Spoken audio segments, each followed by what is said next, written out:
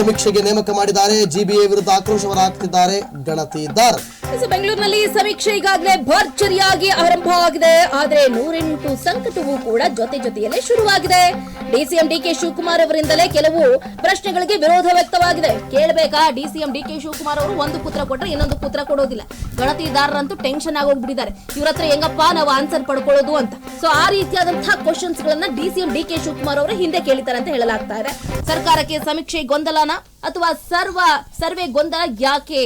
ಇನ್ನು location tension ಒಂದ್ ಕಡೆ, ಟಾರ್ಗೆಟ್ ಟ್ರಬಲ್ ಒಂದ್ ಕಡೆ, ಇದರಲ್ಲಿ ಈಗ ನನ್ನ ಪ್ರಶ್ನೆ, ನೀವು ಜಾತಿ ಜನಗಣತಿ ಮಾಡ್ತಾ ಇದ್ದೀರೋ ಅಥವಾ ಮತ್ತೊಂದು ಏನಾದ್ರೂ ಮಾಡಿ, ನೀವು ಸರ್ಕಾರದಿಂದ ಯಾವುದೇ ಕಾರ್ಯ ಮಾಡಿ, ವಿಶೇಷ ಚೇತನರು ಅಥವಾ ಪಾಪ ಕಣ್ ಕಾಣದಿದ್ದವರು, ಕಿವಿ ಕೇಳದಿದ್ದವರು, ಗರ್ಭಿಣಿಯರು, ಇಂಥವ್ರನ್ನ ನೀವು ಕೆಲಸ ಮಾಡಕ್ ಬಿಟ್ರೆ ಅವ್ರು ಮಾಡ್ತಾರ? ಬೇಡ, ಮಾಡ್ತಾರೆ. ಅವ್ರಿಗೆ ಕಷ್ಟ ಆಗಲ್ವಾ? ಅವ್ರಿಗೆ ಕಷ್ಟ ಆಗಲ್ವಾ? ಅಥವಾ ಅವರ ಸಾಮರ್ಥ್ಯ, ಬಿಸಿಲಲ್ಲಿ ಹೋಗ್ಬೇಕು, ಮನೆಗೆ ಹೋಗ್ಬೇಕು, ಹಳ್ಳಿ ಸುತ್ತಬೇಕು, ಸಿಟಿ ಒಂದ್ ಮನೆನ 2 ಮನೆನ, ಕಣ್ ಕಾಣದಿದ್ದವರು, ಕಿವಿ ಕೇಳದಿದ್ದವರಿಗೆ ಅವರು ಏನೋ ಹೇಳಿದ್ರೆ ಏನೋ ಕೇಳ್ತದೆ, ಏನೋ ಮಾಡಿದ್ರೆ ಇನ್ನೊಂದೇನೋ ಆಯ್ತದೆ. ಅದು ಹೆಂಗೆ? ಈಗ ಡಿ ಕೆ ಶಿವಕುಮಾರ್ ಅವರಿಗೆ ಇಷ್ಟೊಂದು ಪ್ರಶ್ನೆಗಳು ತಲೆಯಲ್ಲಿ ಮೂಡಿದೆ. ಇನ್ ಜನಸಾಮಾನ್ಯರಿಗೆ ಮೂಡಲ್ಲ. ಅವ್ರು ಅದನ್ನೇ ಕೇಳಿದ್ದಾರೆ ಆಕ್ಚುಲಿ. ಇನ್ ಜನಸಾಮಾನ್ಯರಿಗೆ ಮೂಡಲ್ಲ ಯಾರು? ಡಿಸಿಎಂ ಅವರು ಪ್ರಶ್ನೆ ಕೇಳ್ತಾ ಇದ್ದೀರಲ್ಲ ನೀವು, ಜನರಂಗ್ರಿ ಉತ್ತರ ಕೊಡ್ತಾರೆ ಅಲ್ವಾ? ನೋಡಿ, ಅದಕ್ಕೆ ಸಂಬಂಧಪಟ್ಟಂಗೆ ಸರ್ಕಾರಕ್ಕೆ ಸಮೀಕ್ಷೆ ಗೊಂದಲನ ಪ್ರಶ್ನೆ ನಂಬರ್ 1, ಖುದ್ದು ಡಿಸಿಎಂಗೆ ಜಾಸ್ತಿ ಪ್ರಶ್ನೆ ಅನ್ನಿಸಿದೆ ಅಂತ ಅಂದ ಮೇಲೆ ಜನರಿಗೆ ಅನ್ಸೋದಿಲ್ವಾ? ಇದು ನಮ್ಮ ಪ್ರಶ್ನೆ, ಆಯ್ತಾ? ಪ್ರಶ್ನೆ ನಂಬರ್ 2, 60 ಪ್ರಶ್ನೆಯಲ್ಲಿ ಕೆಲವು ಪ್ರಶ್ನೆಗಳಿಗೆ ಡಿಕೆಶಿ ವಿರೋಧ ವ್ಯಕ್ತಪಡಿಸಿದ್ದಾರೆ. ಮೊದಲೇ ಸಮೀಕ್ಷೆಗೆ ಮಾಹಿತಿ ಇರ್ಲಿಲ್ವಾ? ಹಾಗಾದ್ರೆ ಅಂದ್ರೆ ಡಿಸಿಎಂ ಡಿಕೆ ಶಿವಕುಮಾರ್ ಅವ್ರ ಹತ್ರ ಈಗ ಹೋಗಿದೆ ಅಂತಂದ್ರೆ ನೀವು ಪ್ರಶ್ನೆಗಳನ್ನ ರೆಡಿ ಮಾಡ್ಕೊಳ್ಳೋದಕ್ಕಿಂತ ಮುಂಚೆ ಡಿಸಿಎಂ ಅವ್ರ ಹತ್ರ ಇದನ್ನ ಕೇಳಿರ್ಲಿಲ್ವಾ ಅಥವಾ ತೋರಿಸಿರ್ಲಿಲ್ವಾ? ಪ್ರಶ್ನೆ 3, ಅಗತ್ಯವೇ ಇಲ್ಲದ ಪ್ರಶ್ನೆಗಳನ್ನ ಸೇರಿಸಿದ್ದೇಕೆ? ಗಣತಿ ಬಂದಾಗ ಅನಗತ್ಯ ಅನ್ನಿಸ್ತಾ? ಮೊದಲೇ ಕೋರ್ಟ್ ಹೇಳಿದೆ ಫೋರ್ಸಬಲ್ ಆಗಿ ಮಾಡಂಗಿಲ್ಲ ಅಂತ.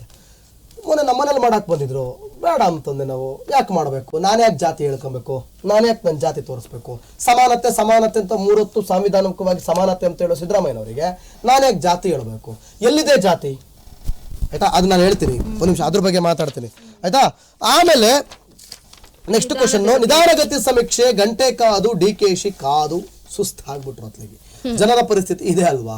ಡಿಕೆಶಿಗೆ ತಲೆ ಕೆಟ್ಟೋಯ್ತು, ಡಿಕೆಶಿ ಸುಸ್ತು ಹೊಡೆದೋಡ್ಬಿಟ್ರು ಅಂದ್ರೆ ಆಮೇಲೆ ಜನರಿಗೂ ಇದೇ ಪರಿಸ್ಥಿತಿ ಅಲ್ವಾ? ಆತುರಕ್ಕೆ ಬಿದ್ದು ಬೇಗ ಮುಗಿಸೋ ಭರದಲ್ಲಿ ಇಂತಿಂತ ಎಡವಟ್ಟುಗಳನ್ನ ಮಾಡ್ತಾ ಇದ್ದೀರಿ ನೀವು. ಇದಿಷ್ಟು 5 ಪ್ರಶ್ನೆಗಳು. ಆಮೇಲೆ ಟೆನ್ಷನ್ ಏನು ಅಂತ ಆಮೇಲೆ ಹೇಳ್ತೀನಿ ನಾನು, ಆಯ್ತಾ? ಈಗ ಚಂದ್ರಕಲಾ, ನಾನು ಹೇಳೋದು, ಇವರು ಜಾತಿ ಜನಗಣತಿಯನ್ನ ಮಾಡ್ತಾ ಇದ್ದಾರೆ. ಆಮೇಲೆ ಸಮಾನತೆ ಅಂತ ಹೇಳೋದು ಯಾರು? ಸಮಾನತೆ ಅಂತ ಹೇಳೋದು ಯಾರು? ಸಮಾನತೆ ಅಂತ ಹೇಳೋದು ಯಾರು? ಸಿದ್ದರಾಮಯ್ಯ. ನಮ್ಮ ಸಂವಿಧಾನದಲ್ಲಿ ಸಮಾನತೆಯನ್ನ ಎತ್ತಿ ಹಿಡಿಯಲಾಗಿದೆ. ಎಸ್, ನಿಮ್ ಪ್ರಕಾರ ಜಾತಿ ಭೇದ ಎಲ್ಲಿದೆ? ರಾಜಕಾರಣದಲ್ಲಿ ಎಲ್ಲಿದೆ? ರಾಜಕಾರಣದಲ್ಲಿ ಬಿಟ್ರೆ ನಮ್ಗೆ ಈಗ ಇಲ್ಲಿದೆಯಾ? ಉದಾಹರಣೆಗೆ ಇದು ರೆಬಲ್ ಆಫೀಸ್, ನಾವು ಇಲ್ಲಿ ಜಾಯಿನ್ ಆಗ್ತಾ ಇದೀವಿ ಕೆಲಸಕ್ಕೆ. ನೀವು ನನ್ನ ಜೊತೆ ಪಕ್ಕದಲ್ಲಿ ಕೂತ್ಕೊಂಡು ನ್ಯೂಸ್ ಹೋಗ್ತಾ ಇದ್ದೀರಾ. ಚಂದ್ರಕಲಾ, ನಿಮ್ದು ಯಾವ ಜಾತಿ ಕೇಳದ್ನ ನಾನು? ನೀವು ನನ್ನ ಜಾತಿ ಆದ್ರೆ ಮಾತ್ರ ನನ್ನ ಪಕ್ಕದಲ್ಲಿ ಕೂತ್ಕೊಂಡು ನ್ಯೂಸ್ ಮಾಡಿ. ಅಗ್ರಿ? ಇಲ್ಲ. ಓಕೆ, ನಮ್ಮ ವಾಹಿನಿಯ ಮಾಲೀಕರು ನಮ್ಮನ್ನ ಕೆಲ್ಸಕ್ಕೆ ಸೇರಿಸ್ಕೋಬೇಕಾದ್ರೆ ನಿಂದು ಯಾವ ಜಾತಿ ಅಂತ ಕೇಳಿದ್ರ? ಇಲ್ಲ. ಟ್ಯಾಲೆಂಟೆಡ್ ನೀನು? ಓಕೆ. ಸೊ ಜನಗಳ ನಡುವೆ ಇದೆ ಜಾತಿ, ಜನಗಳ ನಡುವೆ ಇದೆ ಅಸ್ಪೃಶ್ಯತೆ ಅಂತ ಹೇಳೋ ರಾಜಕಾರಣಿಗಳು ಎಲ್ಲಿದೆ ಜಾತಿ? ಯಾವ ಪ್ರೈವೇಟ್ ಕಂಪ್ನಿಗಳಲ್ಲಿಲ್ಲ, ಯಾವುದೇ ಸಂಸ್ಥೆಗಳಲ್ಲಿಲ್ಲ, ಯಾವುದೇ NGOಗಳಲ್ಲಿಲ್ಲ. ಮತ್ತೆ ಎಲ್ಲಿದೆ? ಅದೇ ಗೌರ್ಮೆಂಟ್ ಕೆಲಸಕ್ಕಿದೆ ಹೋಗಿ, ಇದೆಯಾ? ಸರ್ಕಾರಿ ಕೆಲಸಕ್ಕಿದೆಯಾ? ಇದೆ. ಸರ್ಕಾರಿ ಕೆಲಸಕ್ಕಿದೆಯಾ? ಅದೇ ಚುನಾವಣೆ ನಿಲ್ಬೇಕು ಅಂದ್ರೆ ಮೀಸಲಾತಿ ಕ್ಷೇತ್ರ ಇದೆಯಾ? ಇದೆ. ಆಮೇಲೆ ಓಟು ಯಾವುದರಿಂದ ನಿರ್ಣಾಯಕ? ಓಟ್ ಹಾಕೋದು ಜಾತಿಯಿಂದ ನಿರ್ಣಾಯಕ. ಸೊ ಜಾತಿ ಸಾಮಾನ್ಯ ಜನರಲ್ಲಿ ಇಲ್ಲಿದೆಯಾ ಅಥವಾ ಗೌರ್ಮೆಂಟ್ ಗಳಲ್ಲಿ ಇದೆಯಾ ಅಥವಾ ರಾಜಕಾರಣಿಗಳ ನಡುವೆ ಇದೆಯಾ? ರಾಜಕಾರಣಿಗಳ ನಡುವೆನೇ ಇರುವುದು. ನಿಮ್ಮಲ್ಲಿದೆ ಜಾತಿ, ನಿಮ್ಮಲ್ಲಿದೆ ಅಸ್ಪೃಶ್ಯತೆ, ನಿಮ್ಮಲ್ಲಿದೆ ಭೇದ ಭಾವ. ನೀವೇ ಮಾಡಿದ್ದು ಟಚಬಲ್ ಅನ್ಟಚಬಲ್ ಅಂತ ನೀವು ಮಾಡಿದ್ದು. ಅಂದ್ರೆ ಹಿಂದೆ ಜನ ಮಾಡಿದ್ರೇನೋ, ಆದ್ರೆ ಜನರಿಗೆ ಅದ್ರ ಬಗ್ಗೆ ಚಿಂತೆ ಇಲ್ಲ, ಅರಿವಿಲ್ಲ. ನಾನು ಇಲ್ಲಿ ಕೂತ್ಕೊಂಡು ಯಾರ ಜೊತೆ ಕೆಲಸ ಮಾಡ್ತೀನಿ, ನಾವು ಯಾವ ಜಾತಿ ಅಂತ ಕೇಳಲ್ಲ. ಹಾಸ್ಟೆಲ್ಗಳಲ್ಲಿ ಫ್ರೆಂಡ್ಸ್ ಇರ್ತಾರೆ, ಯಾವ ಜಾತಿ ಅಂತ ಕೇಳಲ್ಲ. ಕೆಲವ್ರು ಇರ್ತಾರೆ, ಅದು ಬೇರೆ ಪ್ರಶ್ನೆ ಬಿಡಿ. ಇವತ್ತು ಜಾತಿ ಅನ್ನೋದು ಮದುವೆಗಳಲ್ಲಿ ಉಳ್ಕೊಂಡಿದೆ ವಿನಃ ಗಂಡು ಹೆಣ್ಣು ಅದು ಈಗ ಅದು ಇಲ್ಲ ಬಿಡಿ. ಅದು ಈಗ ಒಂದಷ್ಟು ಎಜುಕೇಟೆಡ್ಗಳು ಅದನ್ನು ಮಾಡ್ತಾ ಇಲ್ಲ. ಅದು ಒಂದು 50-50. ಒಂದಷ್ಟು ಹಳ್ಳಿ ಭಾಗಗಳಲ್ಲಿ ಜಾತಿ ಅನ್ನೋದು ಮದುವೆಯಲ್ಲಿ ಉಳ್ಕೊಂಡಿದೆ ವಿನಃ ಇನ್ಯಾವುದೇ ವಿಚಾರದಲ್ಲಿ ಜಾತಿ ಅನ್ನೋದು ಎಲ್ಲೂ ಪ್ರಸ್ತಾಪ ಆಗಲ್ಲ. ನಿನ್ ಜಾತಿ ಯಾವುದು ನನ್ನ ಜಾತಿ ಯಾವುದು ಅಂತ ನಾವು ಕೇಳಲ್ಲ. ಮನೆಗೆ ಬಂದು ಕೇಳ್ತಾ ಇರೋದು ನೀವು ಅದನ್ನು ಮೊದಲು ಬಿಡಿ ಅಂತ ನಾವು ಹೇಳಕ್ಕೂ ಆಗಲ್ಲ, ಹಂಗೆ ಹೇಳಕ್ಕೂ ಆಗಲ್ಲ. ಓಲಿ ಬಿಡಿ. ಏನಿದು ಗಣತಿದಾರರಿಗೆ 108 ಸಂಕಟ. ಟೆನ್ಷನ್ ನಂಬರ್ 1 ನೋಡಿ, ಗಣತಿದಾರರಿಗೆ ಕೊಟ್ಟಿರುವಂತಹ ಟಾರ್ಗೆಟ್ ಒಂದು ಕಡೆ ಟ್ರಬಲ್ ಆಗ್ತಾ ಇದೆ. 250 ಮನೆ ರೀಚ್ ಆಗ್ಲೇಬೇಕಂತೆ, ಬಹಳ ಕಷ್ಟ ಆಗ್ತಾ ಇದೆ ಅಂತ, ರೀಚ್ ಆಗೋದಕ್ಕಾಗ್ತಾ ಇಲ್ಲ. ಟೆನ್ಷನ್ ನಂಬರ್ 2, ತಮ್ಮ ಮನೆಯಿಂದ 40 ಕಿಲೋಮೀಟರ್ ದೂರದಲ್ಲಿ ಸರ್ವೆ ಕಾರ್ಯವನ್ನ ನೇಮಕ ಮಾಡಲಾಗಿದೆ. ಈಗಾಗಲೇ ಹೇಳಿದಾಗೆ ಒಂದು ಕಡೆ ಅಂಗವಿಕಲರಿದ್ದಾರೆ, ಗರ್ಭಿಣಿಯರಿದ್ದಾರೆ. ಸೊ ಅವರು ಕೂಡ 40 ಕಿಲೋಮೀಟರ್ ದೂರಕ್ಕೆ ಹೋಗಿ ಸರ್ವೆಯನ್ನ ಮಾಡಲೇಬೇಕಾದಂತ ಅನಿವಾರ್ಯತೆ ಎದುರಾಗಿದೆ. ಇನ್ನು ಸರ್ವೆ ಟೆನ್ಷನ್ ನಂಬರ್ 3, ಗಣತಿದಾರರು ಟ್ರಾವೆಲ್ಗೆ ಹೆಚ್ಚಿನ ಅವಧಿ ಮೀಸಲು ಇಡಲೇಬೇಕಾಗಿದೆ. ನೋಡಿ, ಇಂಥ ಬೆಂಗಳೂರು ಸಿಟಿಯಲ್ಲಿ ಟ್ರಾಫಿಕ್ ಇಲ್ಲದೆ ನಾವಂತೂ ಒಂದು ಹೆಜ್ಜೆ ಮುಂದಿಡೋದಕ್ಕಾಗೋದೇ ಇಲ್ಲ. ಅಂತಹ ಟ್ರಾಫಿಕ್ ಸಿಟಿ ಅಂತಾನೆ ಹೇಳ್ಬೋದು. ಈಗ ಈ ಟೈಮಿಸ್ಗೆ ಬಂದುಬಿಡಿ ಅಂತಂದ್ರೆ ಅದು ಅಸಾಧ್ಯದ ಮಾತು. ಅಲ್ಲೇ ಹೋಗ್ಬಿಡ್ತಿದೆ, ಟ್ರಾಫಿಕ್ ಅಲ್ಲೇ ಅರ್ಧ ಜೀವನ ಕಳೆದು ಹೋಗ್ತಾ ಇದೆ. ನಾವು ಹೇಳುವಂತ ಅವಶ್ಯಕತೆ ಇಲ್ಲ, ಎಲ್ಲರೂ ಕೂಡ ಅನುಭವಿಸಿರ್ತೀರಿ. ಇನ್ನು ದೂರದ ಸ್ಥಳಕ್ಕೆ ಸಮೀಕ್ಷೆ ನಿಗದಿ ಆಗಿರುತ್ತೆ, ಲೊಕೇಶನ್ ಹುಡುಕೋದೇ ಸವಾಲಾಗ್ಬಿಡುತ್ತೆ. ಸೊ ಇವತ್ತು ಒಂದು ಊರು ಅಥವಾ ಇವತ್ತು ಒಂದು ಏರಿಯಾ ಅಂತಂದ್ರೆ ಎಲ್ಲರೂ ಎಲ್ಲ ಊರು ಅಥವಾ ಎಲ್ಲ ಏರಿಯಾನ ಸುತ್ತಾಡಿರೋದಿಲ್ಲ. ಸೊ ಅಂತಹ ಸಂದರ್ಭದಲ್ಲಿ ಏನಾಗುತ್ತೆ, ನಾರ್ಮಲಿ ನಮಗೆ ಲೊಕೇಶನ್ ಗೊತ್ತಾಗೋದಿಲ್ಲ, ಏನೋ ಒಂದು ಸಮಸ್ಯೆ ಆಗುತ್ತೆ, ಆನ್ ಟೈಮ್ಗೆ ಡ್ಯೂಟಿಗೆ ಹೋಗೋದಕ್ಕೆ ಆಗೋದಿಲ್ಲ. ಇನ್ನು ಆ್ಯಪ್ನಲ್ಲಿ UHID ನಂಬರ್ ಹೊಡೆದ್ರೂ ಕೂಡ ಲೊಕೇಶನ್ ಓಪನ್ ಆಗ್ತಾ ಇಲ್ವಂತೆ. ನಿಮ್ಮಲ್ಲೇ ಇಷ್ಟೊಂದು ಸಮಸ್ಯೆ ಇದೆ, ಅವರೇ ಇಷ್ಟೊಂದೆಲ್ಲ ಫೇಸ್ ಮಾಡ್ತಿದ್ದಾರೆ. ಇನ್ನು ಜಾತಿ ಗಣತಿ ಏನಾಗ್ತಾ ಇದೆ ಏನೋ ಗೊತ್ತಾಗ್ತಾ ಇಲ್ಲ. ಇನ್ನು ಯಾವ್ದ್ಯಾವ್ದೋ ಲೊಕೇಶನ್ ತೋರಿಸಿ ಮನೆ ರೀಚ್ ಆಗೋದೇ ಕಷ್ಟ. ಒಂದು ಲೊಕೇಶನ್ ಓಪನ್ ಮಾಡಿದ್ರೆ ಇನ್ನೊಂದು ಲೊಕೇಶನ್ ಓಪನ್ ಆಗುತ್ತೆ. ಸೊ ಇವ್ರನ್ನ ಕೇಳುವಂತಹ ಪ್ರಶ್ನೆನ ಅವ್ರನ್ನ ಕೇಳಿದ್ರೆ ಬಹಳ ಕಷ್ಟ ಆಗ್ತಾ ಇದೆ. ಇನ್ನು ಕಷ್ಟಪಟ್ಟು ಲೊಕೇಶನ್ ರೀಚ್ ಆದ್ರೂ ಕೂಡ ಆ ಮನೆಯಲ್ಲಿ ಯಾರು ಇರೋದಿಲ್ಲ. ಜನರು ಎಲ್ಲರೂ ಕಾಯ್ಕೊಂಡು ಕುತ್ಕೊಂಡಿರೋದಿಲ್ಲ.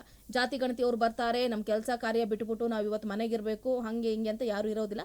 ಅವ್ರವ್ರ ಕೆಲಸಕ್ಕೆ ಅವ್ರು ಹೋಗಿರ್ತಾರೆ. ಇನ್ನು ಒಂದು ಮನೆಗೆ 100 ರೂಪಾಯಿ ನಿಗದಿ. 2 ಬಾರಿ ಹೋದಾಗ ಖರ್ಚು ಕೊಡೋರು ಯಾರಪ್ಪ? 200 ರೂಪಾಯಿ ಆಗ್ಬಿಡುತ್ತೆ. ಒಂದ್ಸರಿ ಹೋದ್ರೆ ಆಟೋ ಚಾರ್ಜೋ ಅಥವಾ ಮಗದೊಂದು ಹೋದ್ರೆ 100 ರೂಪಾಯಿ ಅಂತೂ ಹಾಗೆ ಆಗುತ್ತೆ. 2 ಸರಿ ಹೋದ್ರೆ ಅವ್ರ ಮನೆ ಬಾಗ್ಲು ಹಾಕಿದ್ರೆ 2 ಸರಿ ಹೋದ್ರೆ 200 ರೂಪಾಯಿ ಆಗುತ್ತೆ. ಆ ಖರ್ಚು ಕೊಡೋರು ಯಾರು ಅಂತ ಕೇಳ್ತಿದ್ದಾರೆ. ಇನ್ನು ಮಹಿಳಾ ಗಣತಿದಾರರಿಗೆ ಸುರಕ್ಷತೆ ಸಮಸ್ಯೆ, ಒಬ್ಬೊಬ್ರು ಹೋಗೋದಕ್ಕೆ ಆತಂಕ ವ್ಯಕ್ತ ಆಗ್ತಾ ಇದೆ. ಈಗಿನ ಕಾಲದಲ್ಲಿ ಹೆಣ್ಮಕ್ಳನ್ನ ಮಾತಾಡ್ಸೋದೇ ಕಷ್ಟ. ಯಾಕಂತಂದ್ರೆ ಅಷ್ಟು ಆಗ್ತಾ ಇದೆ, ದರೋಡೆಗಳಾಗ್ತಾ ಇದೆ, ಕೊಲೆಗಳಾಗ್ತಾ ಇದೆ, ಅತ್ಯಾಚಾರ ಆಗ್ತಾ ಇದೆ, ಲೈಂಗಿಕ ದೌರ್ಜನ್ಯ ಆಗ್ತಾ ಇದೆ. ಒಬ್ಬೊಬ್ಬರೇ ಹೆಣ್ಮಕ್ಳು ಮನೇಲಿದ್ರೆ ಗಂಡು ಮಕ್ಕಳು, ಅದರಲ್ಲಿ ಏನು ಜಾತಿ ಗಣತಿ ನಡೆಸೋದಕ್ಕೆ ಹೋದಂತಹ ಶಿಕ್ಷಕರು ಒಬ್ಬೊಬ್ಬರೇ ಹೋದ್ರೆ ಸೊ ಕಷ್ಟ ಆಗ್ತಾ ಇದೆ ಅಂತ ಅವರೇ ಹೇಳ್ತಿದ್ದಾರೆ. ಇನ್ನು ಕೆಲವು ಪ್ರಶ್ನೆಗಳನ್ನು ಕೇಳೋದಕ್ಕೆ ಮುಜುಗರ ಆಗುತ್ತೆ, ಕೆಲವು ಪ್ರಶ್ನೆಗಳಿಗೆ ಉತ್ತರಿಸೋರು ಕೂಡ ಗರಂ ಆಗ್ತಿದ್ದಾರೆ. ಈ 60 ಪ್ರಶ್ನೆಯಲ್ಲಿ ಬಹಳ ಅಂದ್ರೆ ಬಹಳ ಇನ್ವಾಲ್ವ್ಡ್ ಆಗಿ ಪ್ರಶ್ನೆಗಳನ್ನ ಕೇಳ್ತಾ ಇದ್ದಾರೆ. ತುಂಬಾ ಪರ್ಸನಲೈಸ್ಡ್ ಆಗಿ ಪ್ರಶ್ನೆಗಳನ್ನ ಮಾಡ್ತಿದ್ದಾರೆ ಎನ್ನಲಾಗ್ತಾ ಇದೆ.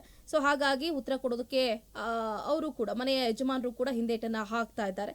ಅವ್ರು ಉತ್ತರ ಕೊಡೋದಿಲ್ಲ, ಇವರು ಬಿಡೋದಿಲ್ಲ ಅನ್ನಂಗೆ ಆಗೋಗ್ಬಿಟ್ಟಿದೆ. ಇನ್ನು ವಿಶೇಷ ಚೇತನರಿಗೆ ಸಮೀಕ್ಷೆ ರಿಯಾಯಿತಿ ನೀಡಿದ್ರು ಕೂಡ ಹೆಸರು ಉಲ್ಲೇಖ ಆಗಿಲ್ಲ. ಸಂಪೂರ್ಣ ಕಣ್ಣು ಕಾಣದವರಿಗೂ ಕೂಡ ಸಮೀಕ್ಷೆಯಲ್ಲಿ ಹೆಸರು ಉಲ್ಲೇಖ ಆಗಿದೆ. ಸೊ ಕಣ್ಣು ಕಾಣದವರವರು ಹೆಂಗೋಗಿ ಸಮೀಕ್ಷೆಯನ್ನು ನಡೆಸೋದಕ್ಕಾಗುತ್ತೆ? ಅದಾದ್ರೂ ಮಿನಿಮಮ್ ಕಾಮನ್ ಸೆನ್ಸ್ ಇರಬೇಕಾಗಿತ್ತು.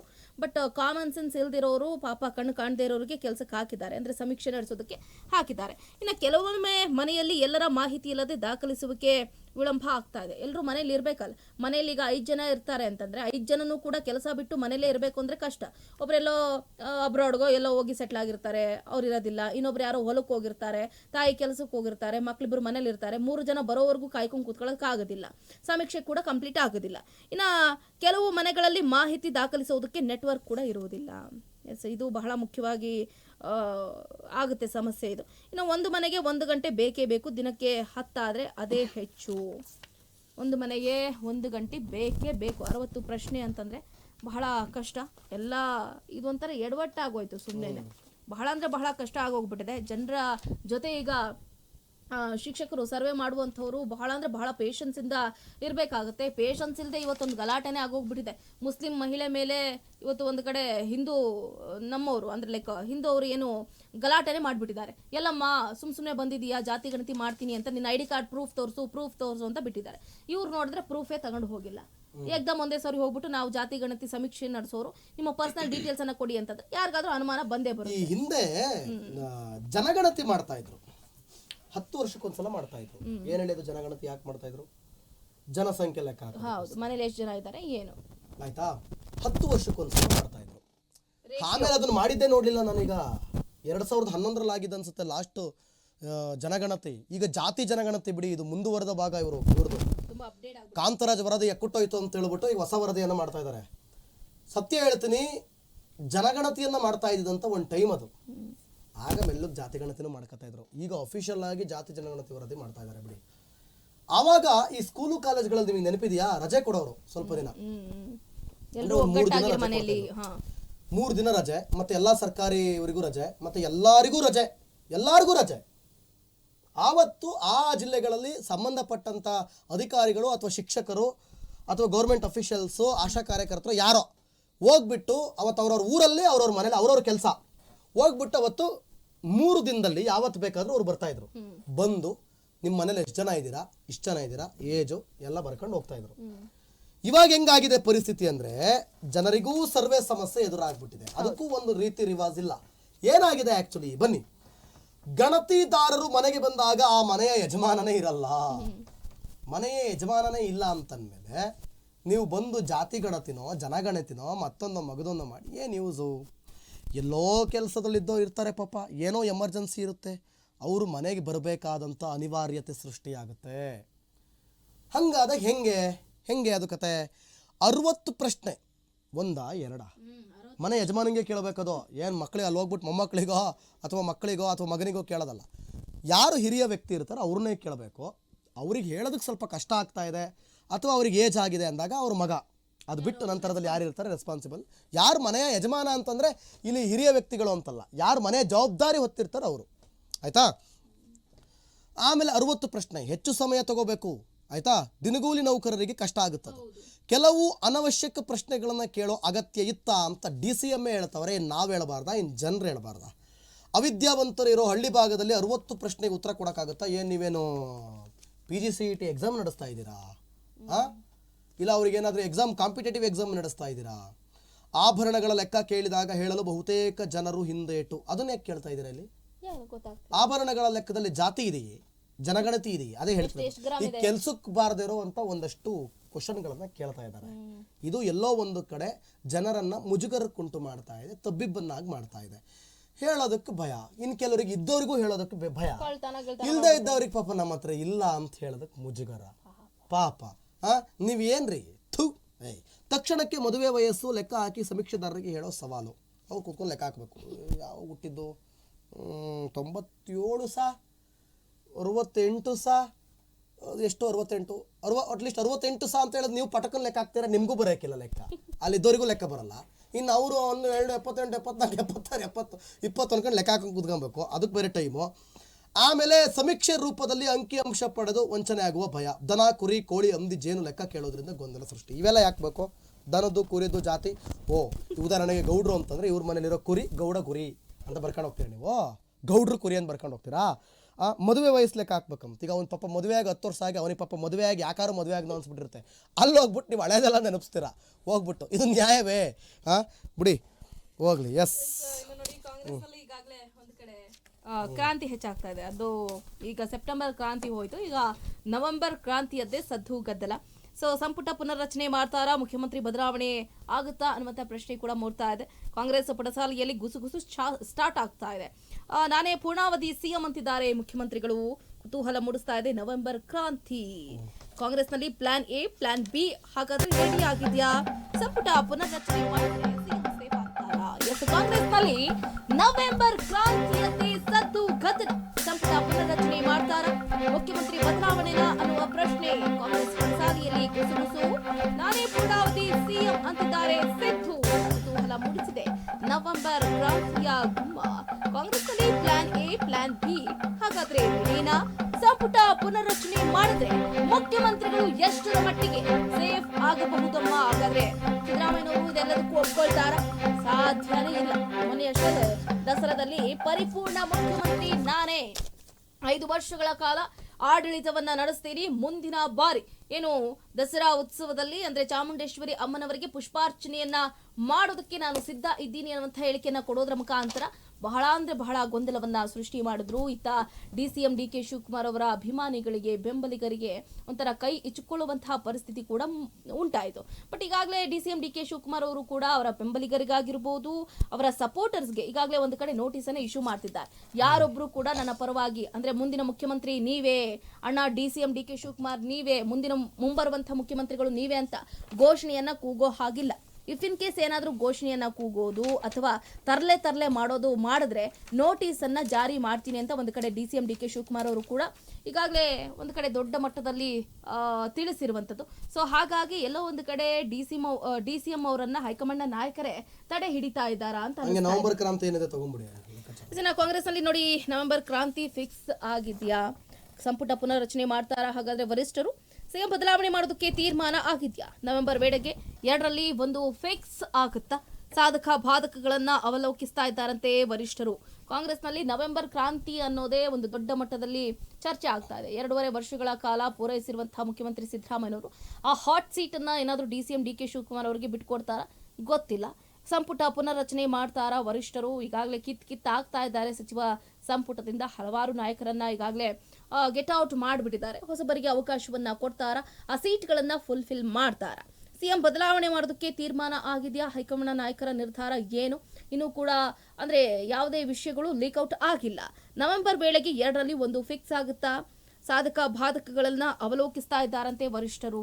ಏನೋ ಡಿಸೈಡ್ ಮಾಡ್ತಿದ್ದಾರೋ ಗೊತ್ತಾಗ್ತಾ ಇಲ್ಲ. ಬಟ್ ಒಂದು ಕಡೆ ಅಂತೂ ಚರ್ಚೆ ಆಗ್ತಾನೆ ಇದೆ. ಈಗಾಗಲೇ KN ರಾಜಣ್ಣ ಅವರು ಕೂಡ CM ಸಿದ್ದರಾಮಯ್ಯನವರ ಪರವಾಗಿ ಮಾತಾಡುದು, ಯಾವುದೇ ನವೆಂಬರ್ ಕ್ರಾಂತಿ ಇಲ್ಲಪ್ಪ, ನೀವು ಯಾರು ಏನಾದರೂ ಹೇಳ್ಕೊಳ್ಳಿ, ನಾವು ತಲೆ ಕೆಡಿಸ್ಕೊಳ್ಳೋದಕ್ಕೆ ಹೋಗೋದಿಲ್ಲ. ಬಟ್ ಮುಂದಿನ ದಿನದಲ್ಲೂ ಕೂಡ ಮುಖ್ಯಮಂತ್ರಿಯಾಗಿ ಸಿದ್ದರಾಮಯ್ಯನವರೇ ಇರ್ತಾರೆ. ನನ್ನ ವಿಷಯದಲ್ಲಿ ಸಿದ್ದರಾಮಯ್ಯನವರು ಸಪೋರ್ಟ್ ಮಾಡಲಿಲ್ಲ ಅಂತ ನಾನು ಈ ರೀತಿ ಇಲ್ಲ ಸಲ್ಲದ ಹೇಳಿಕೆಗಳನ್ನು ಕೊಡೋದಕ್ಕಾಗೋದಿಲ್ಲ. ಸಿದ್ದರಾಮಯ್ಯನವರೇ ಮುಖ್ಯಮಂತ್ರಿಗಳು. DCM DK ಶಿವಕುಮಾರ್ ಅವರಿಗೆ ಯಾವುದೇ ಕಾರಣಕ್ಕೂ ಕೂಡ ಮುಖ್ಯಮಂತ್ರಿ ಸ್ಥಾನ ದೊರೆಯೋದಿಲ್ಲ ಅಂತ ಅವರು ಕೂಡ ಈಗಾಗಲೇ ಖಂಡಿತವಾಗಿ ಹೇಳ್ಬಿಟ್ರು. ಬಟ್ ಮೊನ್ನೆ ಶಿವರಾಮೇಗೌಡರು ಮಾತ್ರ DCM DK ಶಿವಕುಮಾರ್ ಅವರಿಗೆ ಮುಖ್ಯಮಂತ್ರಿ ಸ್ಥಾನ ಸಿಗುತ್ತೆ, ಅವರಿಗೆ ಸಿಗಲೇಬೇಕು ಅಂತ ಕೂಡ ಪಟ್ಟನ್ನ ಹಿಡಿದ್ರು. ಸೊ ಹಾಗಾಗಿ ಒಂದೇ ಪಕ್ಷದಲ್ಲಿ ನಾನಾ ನಾಯಕರು ತರತರದ ಹೇಳಿಕೆಗಳನ್ನ ಕೊಡ್ತಾ ಇದ್ದಾರೆ. ಬಟ್ ಹೈಕಮಾಂಡ್ನ ನಾಯಕರು ಏನ್ ನಿರ್ಧಾರವನ್ನ ತಗೊಳ್ತಾರೆ? ಸಿದ್ದರಾಮಯ್ಯನವರೇ ಪರಿಪೂರ್ಣ ಮುಖ್ಯಮಂತ್ರಿಯಾಗಿ ಮುಂದುವರಿಬೇಕು ಅಂತಾರಾ, ಅಥವಾ 2.5 ವರ್ಷಗಳ ಕಾಲ ನೀವೀಗಾಗಲೇ ಆಡಳಿತವನ್ನ ನಡೆಸಿಬಿಟ್ಟಿದ್ದೀರಿ, DCM DK ಶಿವಕುಮಾರ್ ಅವ್ರಿಗೂ ಕೂಡ ಅವಕಾಶವನ್ನ ಕೊಡಿ ಅಂತ ಹೇಳ್ತಾರಾ ಅನ್ನೋದೇ ಒಂದು ಕಡೆ ಕುತೂಹಲಕ್ಕೆ ಎಡೆ ಮಾಡಿ ಕೊಡ್ತಾ ಇದೆ. ನೋಡೋಣ ನವೆಂಬರ್ ನಲ್ಲಿ ಏನಾಗುತ್ತೆ. ಎಲ್ಲರೂ ಕೂಡ ನವೆಂಬರ್ ಕ್ರಾಂತಿ ಅಂತಿದ್ದಾರೆ. ಹಾಗಾದ್ರೆ ನಿಜವಾಗ್ಲೂ ಕೂಡ ನವೆಂಬರ್ ಕ್ರಾಂತಿ ಆಗುತ್ತಾ? ನವೆಂಬರ್ ಕ್ರಾಂತಿಯಲ್ಲಿ ಏನೇನೆಲ್ಲ ಬದಲಾವಣೆಗಳು ಆಗಬಹುದು ಅನ್ನೋದನ್ನ ವೇಟ್ ಮಾಡಿ ನೋಡ್ಲೇಬೇಕಾಗುತ್ತೆ. ಕ್ರಾಂತಿನೂ ಇಲ್ಲ, ವಾಂತಿನೂ ಇಲ್ಲ, ಎಲ್ಲ ಬರೀ ಭ್ರಾಂತಿ. ಆಯ್ತಾ? ಎಲ್ಲ ಬರೀ ಭ್ರಾಂತಿ. ಯಾವ ಕ್ರಾಂತಿನೂ ಇಲ್ಲ, ಯಾವ ವಾಂತಿನೂ ಇಲ್ಲ. ಸುಮ್ಮನೆ ಶುರು ಆಗುತ್ತೆ. ಎಲ್ಲೋ ಒಂದು ಕಡೆ DK ಶಿವಕುಮಾರ್ ಅವರು ಮುದುರಿ ಮೂಲೆಯಲ್ಲಿ ಕೂರುವುದು ಪಕ್ಕ. ಸಿದ್ದರಾಮಯ್ಯ ಲೆಕ್ಕಾಚಾರ ಏನು ಅಂತ ಹೇಳಿದ್ಮೇಲೆ ಗೊತ್ತಾಗುತ್ತೆ ನಿಮಗೆ. ಪೂರ್ಣಾವಧಿಗೆ ನಾನೇ CM ಅಂತಿದ್ದಾರೆ ಸಿದ್ದರಾಮಯ್ಯ. ನೋಡ್ರಪ್ಪ, ಪೂರ್ಣಾವಧಿಗೆ ಪೂರ್ತಿ ನಾನೇ CM. ನೆಕ್ಸ್ಟ್ ವರ್ಷನೂ ಕೂಡ ದಸರಾಗೆ ನಾನೇ ಪುಷ್ಪಾರ್ಚನೆ ಮಾಡ್ತೀನಿ ಅಂತಿದ್ದಾರೆ ಅವರು. 2.5 ವರ್ಷ ಪೂರ್ಣಗೊಳಿಸೋ ವಿಶ್ವಾಸವನ್ನ ಹೊಂದಿದ್ರು. ವಿಶ್ವಾಸ ಪೂರ್ಣಗೊಂಡಿತು. ಆದ್ರೂ ಹೈಕಮಾಂಡ್ ನಿರ್ಧಾರಕ್ಕೆ ಬದ್ಧ ಎಂಬ ಮಾತು ಇವರಿಗೆ ಗೊತ್ತು. ಹೈಕಮಾಂಡ್ ಕೂಡ ಸಿದ್ದರಾಮಯ್ಯನವರಿಗೆ ಮಣೆ ಹಾಕುತ್ತೆ ಅಂತ. ಇಲ್ಲಿ ನೀವೇನೇ ಪಕ್ಷ ಸಂಘಟನೆ ಮಾಡಿ ಕೆಲಸ ಮಾಡಿರಲಿ, end of the day matter ಆಗೋದು ಜನಪ್ರಿಯತೆ, ಅದೇ ಮ್ಯಾಟರ್. ಆದ್ರೂ ಹೈಕಮಾಂಡ್ ನಿರ್ಧಾರಕ್ಕೆ ಬದ್ಧ ಅಂದಿದ್ದಾರೆ. ಕುರ್ಚಿ ಬಿಡಲು ಸೂಚಿಸಿದ್ರೆ ಸಿದ್ದರಾಮಯ್ಯ ಒಪ್ಪುತ್ತಾರಾ ಅನ್ನೋದೇ ಪ್ರಶ್ನೆ. ಸಂಪುಟ ಪುನರ್ರಚನೆ ಮಾಡಿ ಕುರ್ಚಿ ಸೇಫ್ ಮಾಡ್ಕೊಳ್ತಾರಾ? ಏನಿದು ಸಿದ್ದರಾಮಯ್ಯ ಲೆಕ್ಕಾಚಾರ ಹಾಗಾದ್ರೆ ಅನ್ನೋದು ಕುತೂಹಲವನ್ನ ಮೂಡಿಸ್ತಾ ಇದೆ. ಈ ಕಡೆ DK ಶಿವಕುಮಾರ್ ಒತ್ತಡ ಏನಪ್ಪಾ ಅಂದ್ರೆ, ತನು ಮನ ಧನ ಎಲ್ಲವನ್ನೂ ಪಾಪವತ್ತೆ ಇಟ್ಟಿದ್ದಾರೆ. ಆದರೂ ಶ್ರಮಕ್ಕೆ ಪ್ರತಿಫಲ ಸಿಗಬೇಕು, ಅವಕಾಶ ಕೊಡಿ ಅಂತ ರಿಕ್ವೆಸ್ಟ್ ಮಾಡ್ಕೊಳ್ತಿದ್ದಾರೆ. ಈ ಕಡೆ ಪಾಪ ಅವಕಾಶ ಕೊಡಿ ಅಂತ DK ಶಿವಕುಮಾರ್ ರಿಕ್ವೆಸ್ಟ್ ಮಾಡ್ಕೊತಾ ಇದ್ರೆ, ಹೇ ಕಳಿಸ್ರಿ ಆಚೆಗೆ ಉದ್ದ, ಫುಲ್ ನಾನೇ CM ಅಂತಿದ್ದಾರೆ ಇಲ್ಲಿ ಸಿದ್ದರಾಮಯ್ಯ. ಹಂಗಿದ್ದಾಗ DK ಶಿವಕುಮಾರ್ ಅವರ ಮುಂದಿನ ನಡೆಯೇನು ಗೊತ್ತಿಲ್ಲ. ಪವರ್ ಶೇರಿಂಗ್ ಇಲ್ಲ ಅಂದ್ರೆ ಸ್ಪಷ್ಟವಾಗಿ ಹೇಳಬಿಡಿ. ಹೈಕಮಾಂಡ್ ಮಟ್ಟದಲ್ಲಿ ನನಗೆ ಒಂದು ಸ್ಪಷ್ಟತೆ ಕೊಡಿಸಿ. ಹೈಕಮಾಂಡ್ ನಿರ್ಧಾರಕ್ಕೆ ನಾನು ಕೂಡ ಬದ್ಧನಾಗಿರುತ್ತೇನೆ ಅಂತಿದ್ದಾರೆ DK ಶಿವಕುಮಾರ್. ಆ ಕಡೆ ಯಾರು ಕೂಡ ಮಾತಾಡಬೇಡಿ ಅಂತಿದ್ದಾರೆ. ಈ ಕಡೆ ಮಾತಾಡಿ ಅಂತ ಒಳಗಡೆಯಿಂದ ತಿವಿತಾ ಇರಬಹುದೇ ಗೊತ್ತಿಲ್ಲ. ಸಂಪುಟ ಪುನರ್ರಚನೆ ಆಗುತ್ತಾ ಗೊತ್ತಿಲ್ಲ. ಸೆಪ್ಟೆಂಬರ್ ಕ್ರಾಂತಿ ಅಂದ್ರು ಸೆಪ್ಟೆಂಬರ್ ಮುಗಿತು, ಸೆಪ್ಟೆಂಬರ್ ನಲ್ಲಿ ವಾಂತಿ. ಅಕ್ಟೋಬರ್ ನಲ್ಲಿ ಕ್ರಾಂತಿ ಅಂದ್ರು ಅಕ್ಟೋಬರ್ ನಲ್ಲಿ ಏನು ಇನ್ನು ಬಿಸಿ ತಾಕ್ತಾ ಇಲ್ಲ, ಮುಂದಕ್ಕೆ ಹೋಗಿಲ್ಲ. ಈಗಷ್ಟೇ ಎಲ್ಲೋ ಒಂಚೂರು ಶುರು ಆದಂಗೆ ಕಾಣ್ತಾ ಇದೆ. ದಸರಾ ಗಿಸರ ಇತ್ತು, ಮುಂದಕ್ಕೆ ದೀಪಾವಳಿ ಬರ್ತದೆ, ಅಲ್ಲಲ್ಲೇ ಮುಗೀತದೆ. ಹೋಗ್ಲಿ ನವೆಂಬರ್ ಅಲ್ಲಿ ಕ್ರಾಂತಿನ ಇಲ್ಲ. ಇದೆಲ್ಲವೂ ಕೂಡ ಒಂದು ಭ್ರಾಂತಿ. ಮುಂದಕ್ಕೆ ಇನ್ನೊಂದು 4 ತಿಂಗಳು ಮುಂದಕ್ಕೆ ಹೋಯ್ತು ಅಂತಂದ್ರೆ 3 ವರ್ಷ ಇವರೇ ಮಾಡ್ದಂಗೆ ಆಗುತ್ತೆ. ಅವಾಗ ಇನ್ನು 2 ವರ್ಷ ಇನ್ನೇನ್ ಮಾಡಕ್ಕಾಗತ್ತೆ? ಮಾಡಿದ್ರೆ ಪೂರ್ಣಾವಧಿ ಮಾಡಬೇಕು, ಇಲ್ಲ 2.5 ವರ್ಷಕ್ಕೆ ಬಿಟ್ಕೊಡ್ಬೇಕಿತ್ತು. 2.5 ವರ್ಷಕ್ಕೆ ಕರೆಕ್ಟ್ ಆಗಿ ಅದು ಸೆಪ್ಟೆಂಬರ್ ನಲ್ಲಿ ಅಲ್ವಾ? ಹಂಗ್ ನೋಡಕ್ ಹೋದ್ರೆ ಎಲೆಕ್ಷನ್ ಆಗಿದ್ದು ಏಪ್ರಿಲ್ ನಲ್ಲಿ, ಮೇ ರಿಸಲ್ಟ್ ಅಲ್ಲಲ್ಲ, ಎಲೆಕ್ಷನ್ ಆಗಿದೆ ಮೇ ನಲ್ಲಿ, ರಿಸಲ್ಟ್ ಮೇ ನಲ್ಲಿ. ಜೂನ್ ಜುಲೈ ಅನ್ಕೊಂಡು ಹಿಂಗ್ ತಿಳ್ಕೊಂಡು ಹೋಯ್ತು. ಸೆಪ್ಟೆಂಬರ್ ನಲ್ಲಿ ಅಧಿಕಾರ ಆರಂಭ ಆಯ್ತು ಇವ್ರದ್ದು. ಹಂಗಿದ್ದಾಗ ಸೆಪ್ಟೆಂಬರ್ ನಲ್ಲೇ ಅದು ನಿರ್ಧಾರ ಆಗ್ಬೇಕಿತ್ತು. ಹೋಗ್ಲಿ ಬೇಡ, ನಂಗೂ ಬೇಡ ನಿಂಗೂ ಬೇಡ, ಹೋಗ್ಲಿ 1 ತಿಂಗಳು ಅಡ್ಜಸ್ಟ್ ಮಾಡ್ಕೊಳ್ಳೋಣ ಅಂತೇಳಿ ಅಕ್ಟೋಬರ್, ಕೊನೆ ಕ್ಲೈಮ್ಯಾಕ್ಸ್ ನವೆಂಬರ್ ನಲ್ಲೂ ಆಗ್ಲಿಲ್ಲ ಅಂತಂದ್ರೆ ಅಣ್ಣ ನೀವು ಬಿಟ್ಬಿಡಿ ಬೇಡ. ಯಾರು? ನಾನು ಡಿ ಕೆ ಶಿವಕುಮಾರ್ ಅವ್ರಿಗೆ ಹೇಳ್ತಾ ಇರೋದು. ಮತ್ತೊಮ್ಮೆ ನೀವು ಅಧಿಕಾರವನ್ನ ಗೆದ್ದು ಸಂಪೂರ್ಣ ಅಧಿಕಾರ ನೀವೇ ಮಾಡಿ ಆಸೆ ಯಾಕೆ ಪಡಕ್ ಹೋಗ್ತೀರಾ? ಆಮೇಲೂ ಆಗ್ಬೋದು. ನಾನಿನ್ನು ಗಟ್ಟುಮುಟ್ಟಾಗಿದ್ದೇನೆ, ಆರೋಗ್ಯವಾಗಿದ್ದೇನೆ, ಆಮೇಲೂ ನಾನೇ ಸಿಎಂ ಅಂದ್ರೆ ನಾವೇನು ಮಾಡಕ್ಕಾಗಲ್ಲ. ಅದಕ್ಕೂ ನಮಗೂ ಸಂಬಂಧ ಇಲ್ಲ. ಓಕೆ, ಹೈಕಮಾಂಡ್ ನಿರ್ಧಾರಕ್ಕೆ ಅವರು ಬದ್ಧರಾಗಿರ್ತಾರಂತೆ, ಹೈಕಮಾಂಡ್ ನಿರ್ಧಾರಕ್ಕೆ ಇವರು ಬದ್ಧರಾಗಿರ್ತಾರಂತೆ.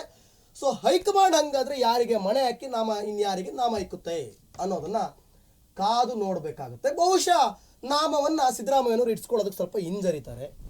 ಯೂಶುವಲಿ ಏನಾದ್ರು ಇಂಪಾರ್ಟೆಂಟ್ ಹೇಳುವಾಗಲೇ ಇವನು ವೈಪ್ ಹೊಡೆದು ಬಿಡ್ತಾನೆ.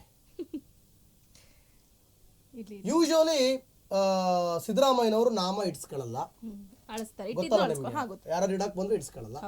ಸೊ ಬಹುಬೇಗನ ನಾಮಕ್ಕೆ ಆಕರ್ಷಣೆ ಆಗೋದು ಯಾರು? D K Shivakumar. ಸೊ ಹಾಗಾಗಿ ಡಿ ಕೆ ಶಿವಕುಮಾರ್ ಅವರಿಗೆ ಈ ಬಾರಿಯ ನಾಮ ಹಿಂಗೆ ಬೀಳಬಹುದು.